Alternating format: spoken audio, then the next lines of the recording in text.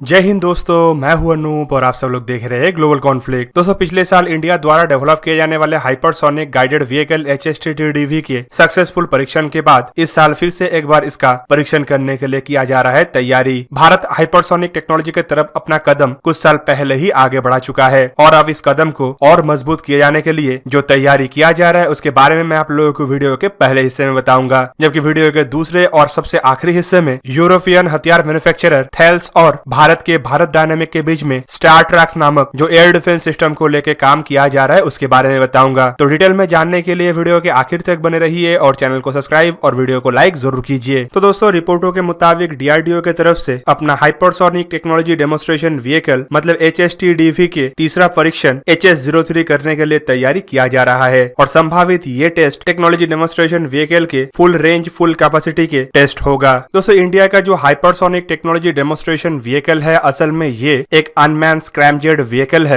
जो साउंड के 6 गुना रफ्तार से ट्रैवल कर सकता है। और स्क्रैमजेट असल में जेट इंजन का एक ऐसा वेरिएंट है जो एनवायरमेंट से ही हवा को लेके ऑपरेट कर सकता है और इसीलिए एयर ब्रीदिंग इंजन भी इसे कहा जाता है। जबकि हाइपरसोनिक स्क्रैमजेट इंजन का मतलब ये होता है कि ये हाइपरसोनिक रफ्तार में भी इंजन को ऑपरेट करने के लिए हवा का इस्तेमाल कर सके। और हाइपरसोनिक रफ्तार मतलब ध्वनि के रफ्तार से करीबन 5 गुना से अधिक रफ्तार। DRDO की तरफ से डेवलप किए जाने वाले ये HST-TDV के रफ्तार करीबन मार्क 6 मतलब ध्वनि से 6 गुना जो करीब करीब 7000 किलोमीटर पर आवर का रफ्तार होगा। दोस्तों, इसके डेवलपमेंट के इतिहास को देखें तो DRDO की तरफ से 2015 के शुरुआती समय में ही इस प्रोजेक्ट के ऊपर काम शुरू किया गया था और तब सबसे पहले इसमें इस्तेमाल होने वाले स्क्रैमजेट के ऊपर ही काम किया गया था। जबकि 2016 में इसरो की तरफ से भी इसमें अपना भागीदारी किया गया और पहली बार इसमें इस्तेमाल होने वाले इक्विपमेंटों के परीक्षण इसरो द्वारा किया गया। पर सक्सेसफुली सबसे पहले पूरा इंटीग्रेटेड सिस्टम मतलब एकत्रित करके बनाया हुआ स्क्रैमजेट इंजन वाले इस हाइपरसोनिक गाइडेड व्हीकल का परीक्षण 2019 में किया गया। दोस्तों, ये परीक्षण फुल सक्सेस तो नहीं था, लेकिन आंशिक सक्सेस होने के बाद इस प्रोजेक्ट में उन्नतीकरण किया गया और पिछले साल प्रोजेक्ट का फिर से एक बार परीक्षण मतलब दूसरा परीक्षण हुआ। दोस्तों, जब भी आप लोग हाइपरसोनिक और सुपरसोनिक व्हीकल के बारे में सुनते होंगे तब आप लोग स्क्रैमजेट के अलावा रैमजेट नामक एक टर्म को भी सुने होंगे। रैमजेट बेसिकली सुपरसोनिक व्हीकल में इस्तेमाल होने वाले इंजन को कहा जाता है। रैमजेट स्क्रैमजेट के तुलना में काफी अलग होता है। एक रैमजेट इंजन भी एयर ब्रीदिंग होता है, लेकिन ये व्हीकल के फॉरवर्ड मोशन का इस्तेमाल करते हुए इनकमिंग एयर को कंप्रेस करता है और उसका ही इस्तेमाल फ्यूल कॉम्बस्शन में किया जाता है। रैमजेट इंजन में एक फ्यूल कॉम्बस्शन चेंबर होता है जहां पे फ्यूल इंजेक्ट किया जाता है और साथ में कंप्रेस एयर का इस्तेमाल करते हुए इग्निशन को बनाया जाता है। और दोस्तों, इसी वजह से रैमजेट व्हीकल को इनिशियल थ्रस्ट के लिए अलग एक बूस्टर का जरूरत पड़ता है। एग्जाम्पल के रूप में आप इंडिया के ब्रह्मोस मिसाइल को ही देख ले, इसमें सबसे पहले एक इनिशियल रॉकेट बूस्टर का इस्तेमाल किया जाता है। रॉकेट बूस्टर से टेक ऑफ करने के बाद ये इनकमिंग एयर का इस्तेमाल करते हुए अपने रैमजेट इंजन का इग्निशन करता है और उसके बाद ये रैमजेट इंजन का इस्तेमाल करते हुए अपने बाकी पाथ को कवर करता है। जबकि रैमजेट इंजनों को बेसिकली सुपरसोनिक रफ्तार में ही सबसे बेहतरीन इंजन माना जाता है और ये मार्क 3 के रफ्तार से शुरू करके मार्क 6 के रफ्तार तक ही बेहतरीन तरीके से इस्तेमाल हो सकता है। जबकि स्क्रैमजेट इंजनों को अगर देखें तो ये सुपरसोनिक और हाइपरसोनिक दोनों ही रफ्तार में बेहतरीन तरीके से इस्तेमाल हो सकता है, इसीलिए इसे सुपरसोनिक कम्बस्शन रैमजेट या स्क्रैमजेट कहा जाता है। और दोस्तों, इसीलिए माना जा रहा है कि इंडिया की तरफ से जो स्क्रैमजेट इंजन का डेवलपमेंट किया जा रहा है ये इंडिया के फ्यूचर के हर तरीके के हाइपरसोनिक वेपनों को तैयार करने के लिए एक महत्वपूर्ण जरिया बनेगा। दोस्तों, चलिए बात करते हैं स्टार ट्रैक्स मिसाइल के बारे में। यूके के डिफेंस जायंट थेल्स और भारत के भारत डायनामिक लिमिटेड के बीच में हाल ही में एक एग्रीमेंट हुआ है जिसके तहत दोनों देशों के ये कंपनी स्टार ट्रैक नामक एडवांस एयर डिफेंस सिस्टम के ऊपर मिलकर काम करेगा और इस काम के लिए दोनों देशों के गवर्नमेंट के द्वारा समर्थन भी दिया जाएगा। दोस्तों, ये जो एग्रीमेंट के ऊपर हस्ताक्षर हुआ है ये 13 तारीख के दिन ही हुआ है, जब दोनों देशों के अधिकारी एक वर्चुअल मीटिंग के दरमियान डिफेंस एग्रीमेंटों के ऊपर चर्चा कर रहे थे। और दोस्तों, ये डिफेंस इक्विपमेंट के एग्रीमेंट के ऊपर हस्ताक्षर के दरमियान यूके के minister for defence procurement Jeremy Quin और head of UK defence and security export Mark Goldsack present थे। और दोस्तों, भारत की तरफ से इस सेरेमनी में इंडियन आर्मी के director general of army air defence और आर्मी के डिजाइन ब्यूरो के अधिकारी प्रेजेंट थे। तो दोस्तों, ये स्टार ट्रैक मिसाइल सिस्टम है क्या? स्टार ट्रैक असल में ब्रिटेन का primary man portable vehicle mounted short range air defence system है जिसे बेसिकली थेल्स की तरफ से ही डिजाइन और डेवलप किया गया है। 1997 से ये कई सारे देशों में इस्तेमाल किया जा रहा है जिनमें ब्रिटेन के अलावा साउथ अफ्रीका, थाईलैंड, इंडोनेशिया और मलेशिया शामिल है। संभावित स्टार ट्रैक डिफेंस सिस्टम को ब्रिटेन के द्वारा भारत डायनामिक के साथ मिलकर बनाने के लिए जो समझौता किया गया है ये असल में इंडिया के तरफ से जो ईगला एस सिस्टम को खरीदने के बाद कहा जा रहा है उसे ही काउंटर करने के लिए ब्रिटेन का प्रयास होगा। जबकि संभावित ये भी हो सकता है कि ब्रिटेन भारत के साथ मिलकर फ्यूचर के जरूरतों को देखते हुए नया कुछ डिफेंस इक्विपमेंटों के ऊपर काम करने के लिए इच्छुक है और इसीलिए ही स्टार ट्रैक्स को दोनों देशों द्वारा ज्वाइंट वेंचर में बनाया जाने का बात कहा जा रहा है। दोस्तों आपके जानकारी के लिए ये भी बता दूं कि स्टार ट्रैक्स को ऑपरेट करने के लिए सिर्फ एक ही क्रू का जरूरत पड़ता है। इसका वजन करीबन 14 किलोग्राम है और इसका लंबाई 1.397 मीटर है, जबकि इसका डायमीटर सिर्फ 13 सेंटीमीटर है। स्टार ट्रैक मार्क 1 का रेंज करीबन 300 मीटर से लेकर 7 किलोमीटर तक है, जबकि 7 किलोमीटर के अधिक रेंज वाले स्टार ट्रैक 2 के ऊपर भी थेल्स के द्वारा काम किया जा रहा है। फिलहाल ये जो मिसाइल है इसमें टोटल 3 सब एमुनिशन का या डार्ट्स का इस्तेमाल किया जाता है, जो इसके एफिशिएंसी को काफी बढ़ा देता है। दोस्तों ये जो 3 एमुनिशन सिस्टम होता है इसका हर एक डार्ट्स का वजन करीबन 900 ग्राम के आसपास होता है, जो काफी घातक और एक्सप्लोजिव से भरा हुआ रहता है और इसके मार से इसीलिए किसी भी तरीके का कोई भी हवाई खतरा बच नहीं सकता। दोस्तों इन स्टार ट्रैक मिसाइलों को घातक मिसाइल इसीलिए भी कहा जाता है क्योंकि इसमें कुछ ऐसे खासियत है जो संभावित इस तरीके का किसी भी अन्य मिसाइल में नहीं है। इसे किसी तरीके के इंफ्रारेड काउंटर मेजर सिस्टम या रडार रेडियो काउंटर मेजर सिस्टमों के द्वारा जैम नहीं किया जा सकता। इवन अटैक हेलीकॉप्टर के अगेंस्ट में ये काफी घातक है और इसका स्पीड और इसके इस्तेमाल होने वाले एमुनेशन हेलीकॉप्टर के पायलट के लिए काफी चुनौतीपूर्ण बनता है और इसी वजह से पायलटों के लिए इन मिसाइलों को डॉस करना लगभग नामुमकिन बन जाता है। इसके अलावा एंटी रैडर मिसाइल मतलब एंटी रेडिएशन मिसाइलों के द्वारा भी इसे सप्रेस नहीं किया जा सकता क्योंकि ये काफी छोटा और काफी कम सिग्नेचर वाला रैडरों का इस्तेमाल करता है। इसके अलावा इसमें जो 3 सब एमुनेशन या डार्ट्स का इस्तेमाल किया जाता है वो इम्पैक्ट को बढ़ा भी देता है और इम्पैक्ट एरिया को भी बढ़ा देता है, जिसके वजह से इसके पेनिट्रेशन क्षमता और मारक क्षमता इतना ज्यादा बढ़ जाता है कि दुश्मन के लिए इसके मारक रेंज से बाहर निकलना लगभग नामुमकिन होता है। एक तरीके से कहे तो एक मिसाइल करीबन 3 मिसाइल का काम करता है और इसलिए दुश्मन को एक बार नहीं बल्कि 3 बार बचना पड़ता है और बड़े एरिया में बचने के लिए प्रयास चलाना पड़ता है। और इसका और एक घातक फैक्टर है इसका स्पीड। इसके स्पीड को लेकर अब तक कहा गया है कि कम से कम मार्क 4 के स्पीड से ये टारगेट को ध्वस्त करने के लिए आगे बढ़ता है और यही हाई स्पीड इन मिसाइलों को और ज्यादा घातक बनाता है क्योंकि शॉर्ट रेंज में ग्राउंड से फायर किए जाने वाले इन मिसाइलों के लिए अपने अधिकतम रेंज तक पहुंचने के लिए काफी कम समय का